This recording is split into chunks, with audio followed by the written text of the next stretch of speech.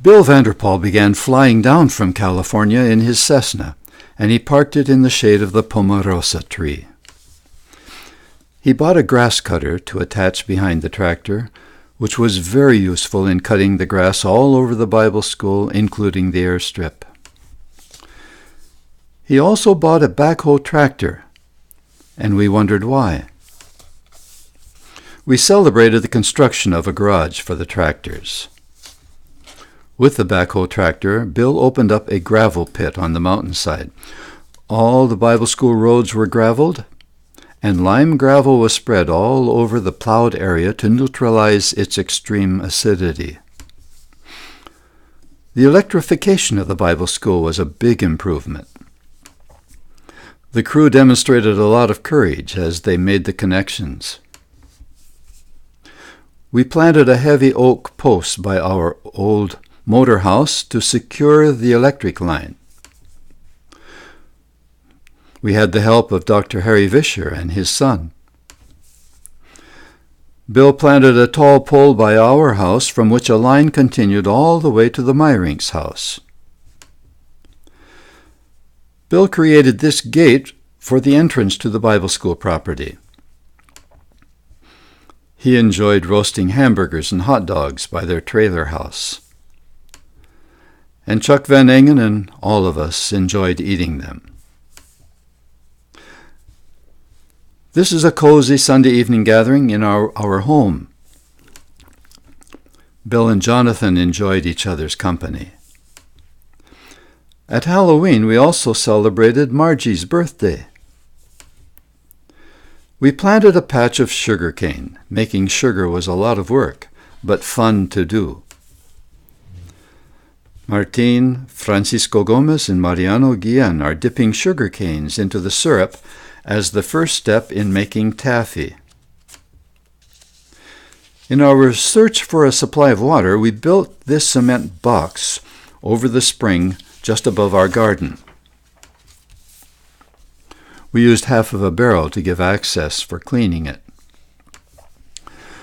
Then Herb Tanis came from Lansing, Illinois, to try to drill a well. We built this wooden tower and had a professional drilling setup. We drilled down 100 feet, but only found solid clay. So Herb planted a sandpoint in the creek. He was hopeful this time we would be successful. The pump did pump water, but the sandpoint rapidly clogged up with mud, so we finally had to take the water directly from the stream. We later put a roof over the pumps, and they served us well. John Burama attached a bent pipe to the subsoiler and used it to bury plastic water hose for the houses. He even got so that he could do it all by himself.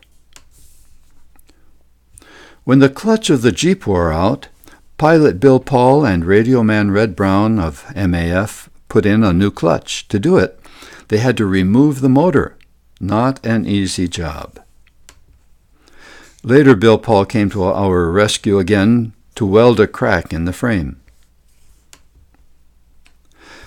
And Wayne Lubin came and gave the Jeep a complete overhaul, which it very badly needed. Bill Vanderpool bought a new Jeep, and the old Jeep was hauled away by the Jarvises, who needed its parts to rejuvenate their Jeep. A work crew from Pella, Iowa, cemented the corridor of the ranch house. It was a significant improvement over the soft bricks. They also put cement at the entrance of the chapel and alongside the classrooms. The mason from San Cristobal, Don Santana, built the walls for the new bridge over the creek. It took a lot of stones, including some huge ones for the foundation of the walls. We showed the new bridge to the Stegingas. Dad Hoffman and Jim Henneveld are leading us all to a Sunday worship service. Dad did some painting on the windows of the chapel. He was impressed by our pineapples, and he handled the chainsaw, like a veteran. Domingo Gomez, our administrator, also learned how to drive the Jeep and use the chainsaw. In a short time, the dead pine tree is ready to be chopped into firewood. Domingo is here making some short cement posts for a shelter where we had a cement floor for drying coffee.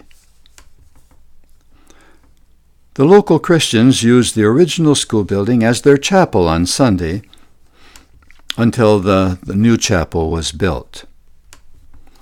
Here we are gathering for worship. The congregation has grown, partly because it now includes the students and their families.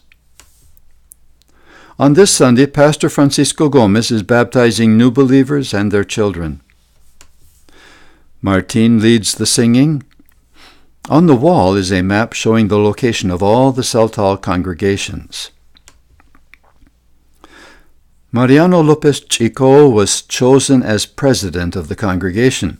His wife taught him how to read, and he became a good preacher.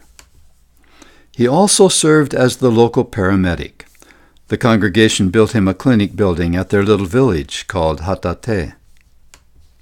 He took the place of Dionisio Lopez, and he has served very well for many years.